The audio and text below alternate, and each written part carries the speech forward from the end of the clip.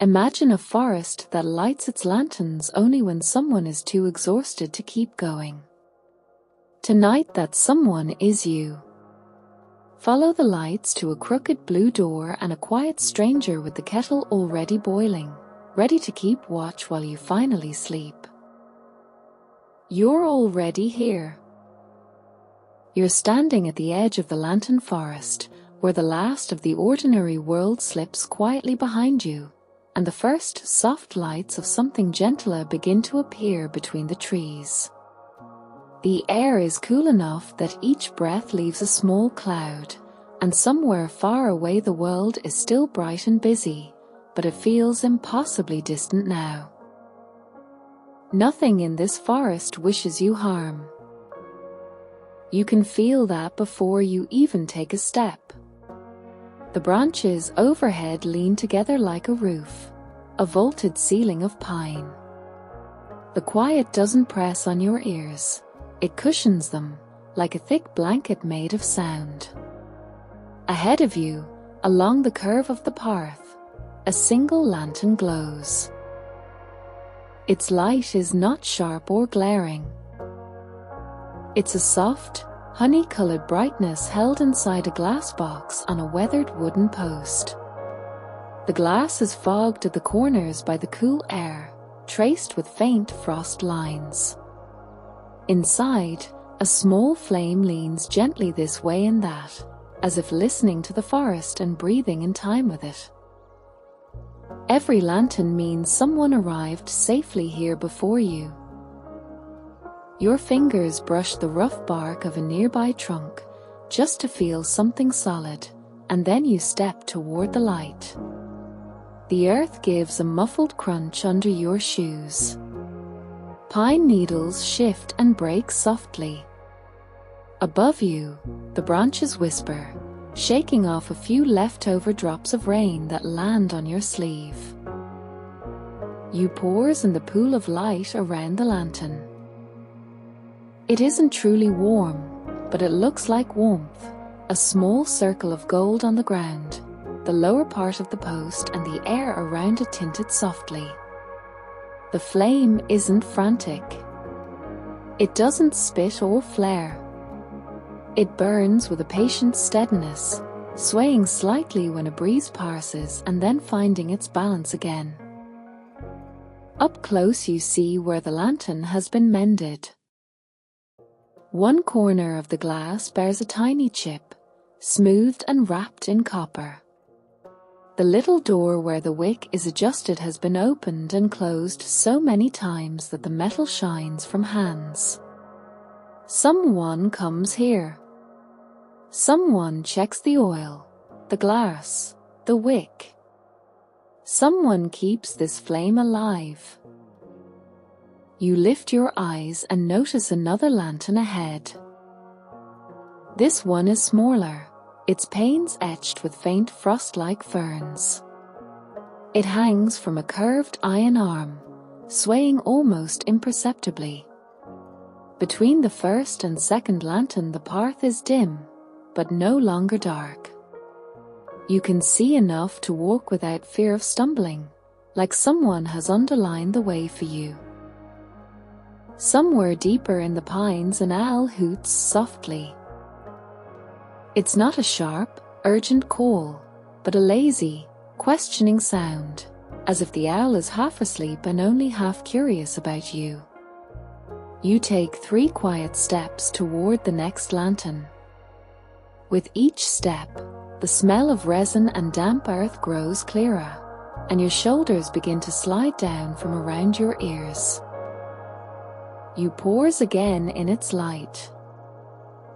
This lantern is older, rust freckles its metal frame, and the wavy glass bends the flame into a soft blur. If you look back you can see both lights at once, 2 warm islands in a sea of trunks and shadow. If you look forward, a third glow waits further on, low among the trees. Every lantern means someone arrived safely here before you. You walk on. The forest around you is not silent, it breathes. You hear the tiny creaks of branches shifting, the faint patter of dripping water, the soft rush of your own footsteps. The night is no longer an empty shape pressing in, but a room with corners you simply haven't visited yet. As you pass the fourth lantern, then the fifth, the darkness softens. For a short stretch the lanterns stand closer together, their circles of light overlapping so you walk in a glowing tunnel. The pines around you look dark green instead of black. Their trunks lean slightly inward, as if they're listening to your steps and moving just enough to make space. Somewhere ahead you sense another presence. Not a hand on your shoulder and not a clear voice, just awareness. The lantern light tilts a little more kindly toward you. The high branches rustle in a way that feels like a greeting, not a warning. In the distance there's the imagined echo of footsteps belonging to someone who knows exactly where they're going. The path begins to bend more sharply. It follows the land instead of cutting across it, curving around roots and hollows. The lanterns appear at gentle intervals, each one a small surprise around the next bend. You see a hollow stump filled with pale mushrooms, a fallen branch shaped like a sleeping animal, and ferns still green in the low light. Then the darkness ahead starts to lift more strongly. At first it's only a sense that the shadows are shallower than a single flame could create. Then you notice a broader stain of gold among the trees, too wide and deep for one lantern. You follow a curve around a stand of old pines and smell smoke, thin and familiar, like a hearth that's been burning all evening. Between two of the oldest pines you see the house. It doesn't loom. It settles on a stone foundation like someone sitting cross-legged. The walls are dark wood, silvered in places by years of rain and wind. Under the eaves hang a row of small, sleeping lanterns, their glass dark. From a single front window spills a rich, layered warmth of firelight. The roof rises steeply, holding off leaves and snow. Smoke threads upward from the chimney in a thoughtful grey line. A short set of wooden steps leads up to the blue-painted door. The rail has been polished smooth by hands. When you try the first step it squeaks faintly, the tired, content sound of old wood that knows its own strength. You climb the steps slowly. Up close you notice where the paint is rubbed thin around the handle, the wood peeking through. The door has a slight bow in the middle, as if it's nodded to too many visitors.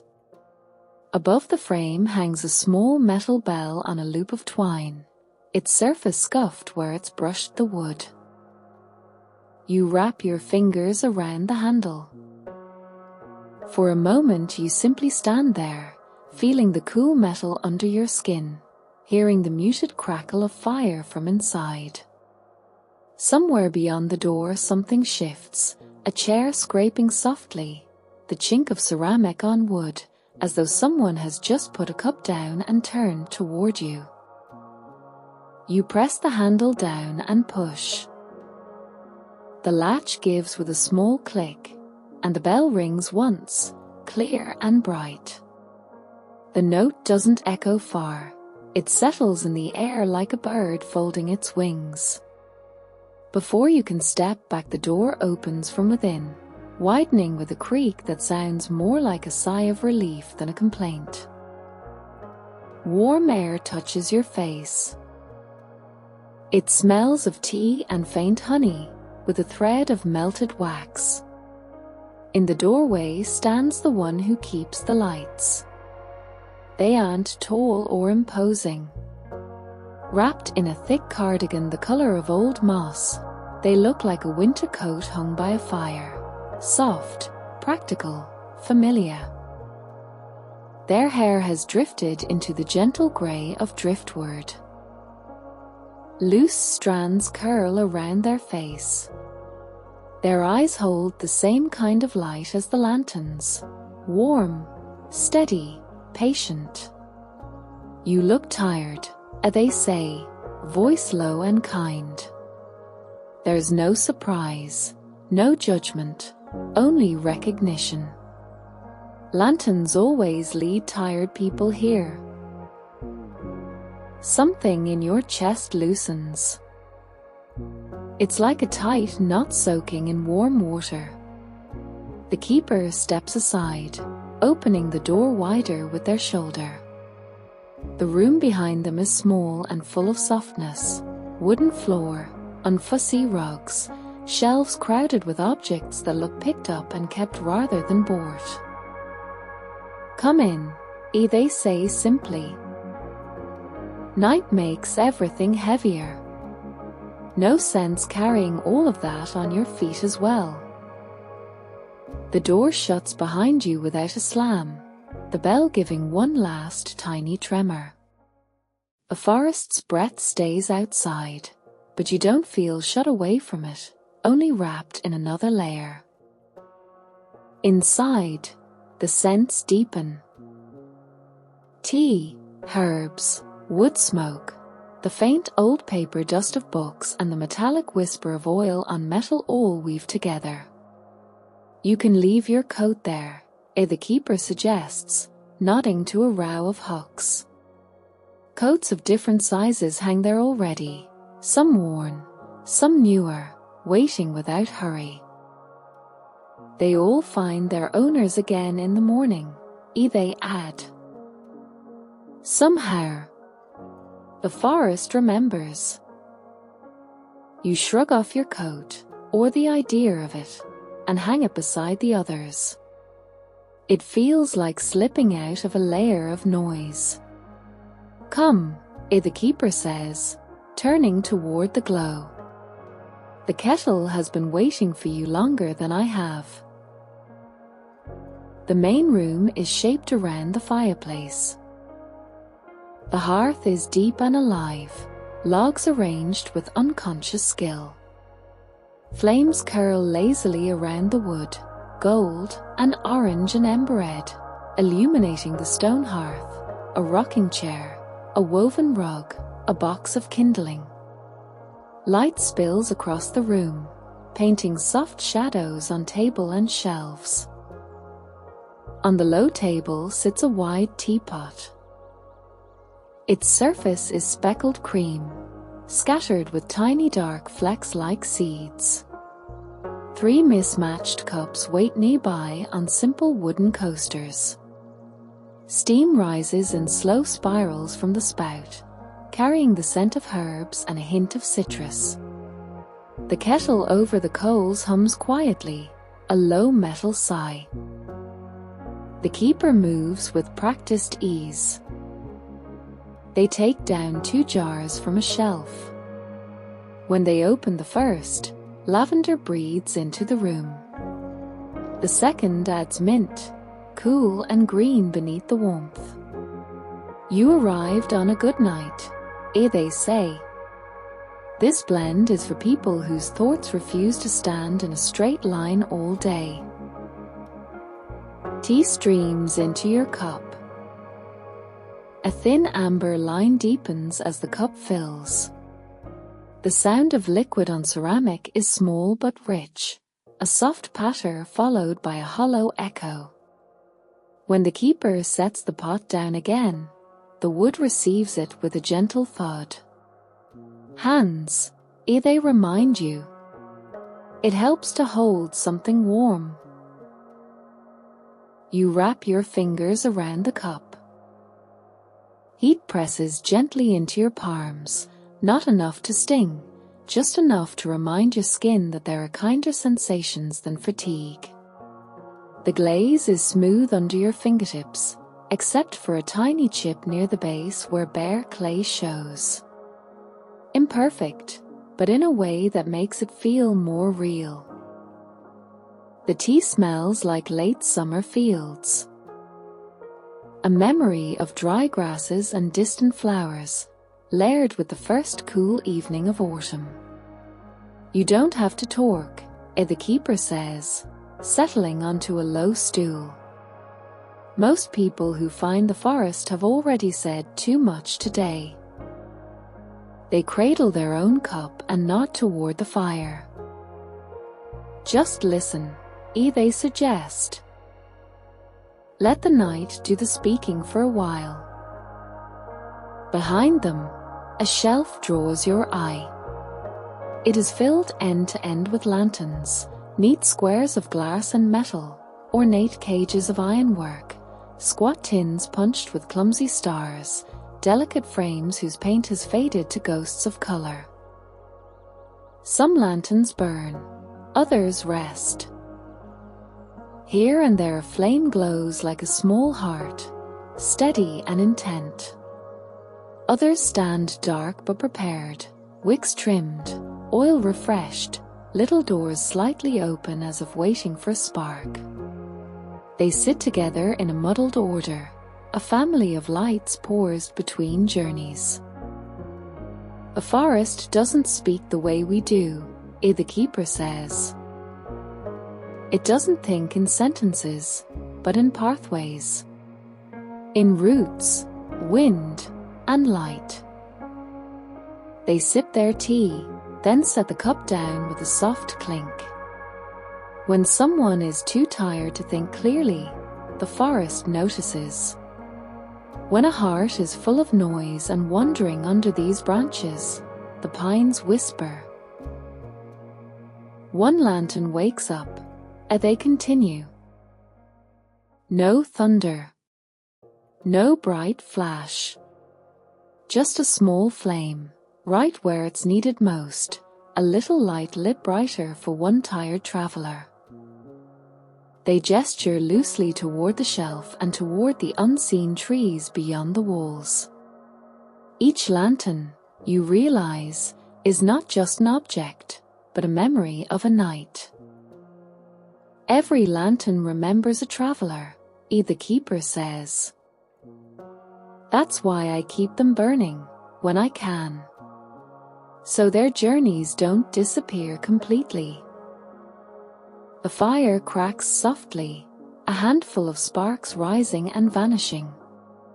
You sip your tea again. Warmth reaches your throat, your chest, the tips of your fingers. Your shoulders sink a fraction lower. Years ago, I was one of them, they admit. One of the tired people. Too tired to see the path ahead. Too stubborn to admit I needed light. Their smile is small and uneven, with no sharpness in it. The forest disagreed. They shift on the stool, as if settling into a story they've told before but never quite the same way twice. It was a night much like this one, they say. The sky heavier with cloud, the wind a little more impatient. I'd been walking for hours, though it felt like days. I had a direction I didn't believe in and a sack that grew heavier with every step. They glance at you. You know that feeling. When every choice sits on your shoulders like wet wool. You don't need to answer. Your silence is answer enough. I kept going because I didn't know what else to do, they continue. I thought if I walked long enough, I'd either outrun my worries or wear them down. The forest was just trees, rocks, mud, branches. Nothing special. Nothing comforting. Just more of the same. I don't remember when I saw the first lantern, they say. One moment there was only dark and the dull shine of my thoughts. The next, there was a flame ahead. I thought it was a trick, or a hunter, or someone more lost than me. But the closer I came, the more right it felt. They nod toward the shelf. That first lantern is one of these. It doesn't matter which, they shrug. What matters is that it was there when I needed something simple. Not an answer. Not a miracle. Just the next step. Their voice falls into the gentle rhythm of footsteps. One lantern, then another. Each asked very little. Pause here, breathe, rest your eyes on something warm, then move on when you're ready. You see them as they were then, in your mind. Wrapped in a coat, breath fogging in the dark, stepping from glow to glow. I don't know how long I walked, they admit. Clock time dissolved. All I remember is how my thoughts slowed. Anger folded into plain exhaustion. The forest stopped being a problem and became a string of small, lit circles. And then I saw this house, they say. Between these same pines. Their gaze flicks toward the door. The windows lit, smoke rising, the door blower, perhaps, but creaking in the same places. When I knocked, the keeper who lived here then looked at me the way I just looked at you. Like they'd seen that brand of tiredness before. I stayed the night, they continue quietly. Slept by the fire under a blanket that smelled of smoke and lavender. When I woke, my worries hadn't vanished, but they'd rearranged into smaller pieces. Pieces I could hold one at a time. They shrug lightly. The keeper told me something I never forgot. They said, "It's all right to be tired," the keeper recalls. It's all right to be lost. That's why we light the way, not to scold those who stumble, but to make sure they don't stay in the dark longer than they have to. They placed their empty cup down. When they grew old, they asked if I wanted to stay. To keep the lanterns. I said yes. They spread their hands, palms up. So here we are, they say gently. You, me, the forest, and all these small, stubborn lights. The fire murmurs, shifting shape. Outside the window the pines sway, high branches drawing slow arcs you can't see but somehow feel. One path lantern glows between the trunks like a quiet eye. Your tea is almost finished. Pleasant heaviness gathers behind your eyes, and the edges of the room soften, as if wrapped in thin sleep. The keeper notices the change in your blinking. You don't have to go back out tonight, they say. A forest doesn't mind if you rest under its roof instead of under its branches. They stand, joints cracking softly. Moving to a low, deep sofa by the fire, they pat its cushions. The fabric is a little flattened where many have slept. A thick knitted blanket, grey and cream like storm cloud wool, waits folded at one end. If you lie here, you'll hear the fire but it won't chatter too loudly, they assure you. They shake the blanket out gently. It opens with a soft rush of fabric, then settles. They smooth it across the cushions, pressing away a crease. You're allowed to be tired, they say, voice almost a whisper. You're allowed to rest. The world will still be there when you wake. It won't mind the pores as much as you think. You move toward the sofa and sink down. The cushion gives under your weight like someone exhaling. When you stretch out, the fabric feels cool for a heartbeat, then quickly warms. The blanket slides over you, heavier than it looks, anchoring you without trapping you. It settles around your shoulders with the patience of something often used. The keeper tucks the blanket in softly. A hand smooths it once along your arm. Lanterns outside stay awake, they murmur, as so that you don't have to. Your head sinks into a pillow that smells faintly of dried herbs, clean cotton, and a trace of smoke, the scent of a place where many people have slept and left fragments of their dreams. Your eyes drift half-closed. From the corner of your vision you see the keeper lift one of the lanterns from the shelf, perhaps the squat glass cube or the punched tin star. They carry it to the table and set it down with care. A match flares, bright and brief, then is shielded as it touches the wick. The flame catches with a tiny sound. It steadies, and the keeper lowers the little door with a soft click. They hang the lantern by a hook near the window, where its light mingles with the fire and the distant glow of the hearth. There, they say quietly. Another small sun for the forest night. Their movements grow even quieter now. At the hearth, they take a log and lay it gently on the embers, nudging it into place. The new wood glows at its edges and slowly joins the fire. The crackle it makes is low and comforting, repeating itself in different shapes.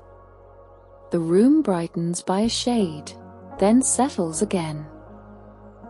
They check the teapot and kettle. Water runs into a basin with a hollow, musical sound as they rinse the cups. The cloth they use to dry them whispers over the ceramic.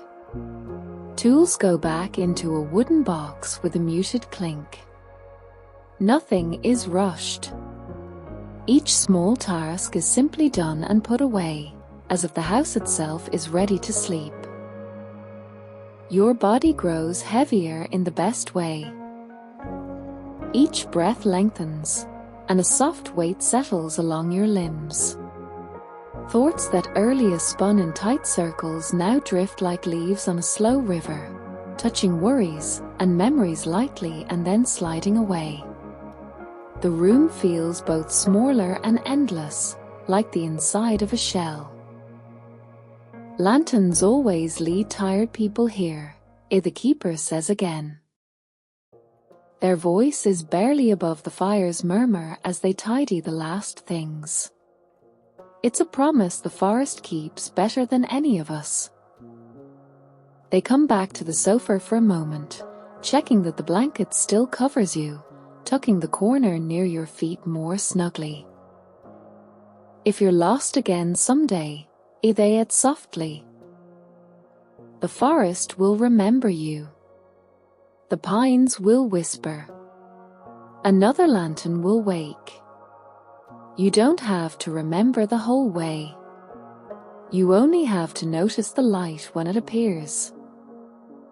Their hand rests briefly on the wooden back of the sofa, a steady, wordless reassurance, before slipping away. The house settles around you like a second blanket. Outside, wind moves through the high branches with a sound like pages turning in a very large, very old book.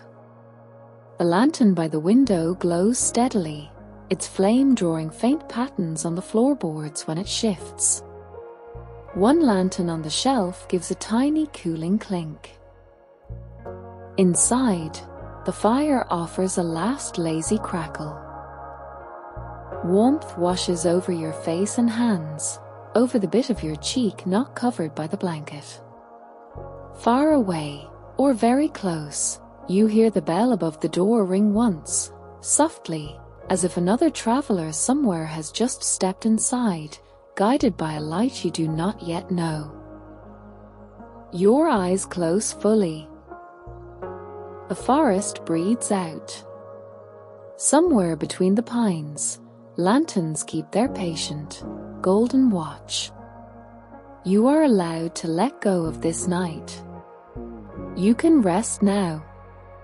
The house between the pines, the keeper, and the countless small flames will stay awake for you until morning.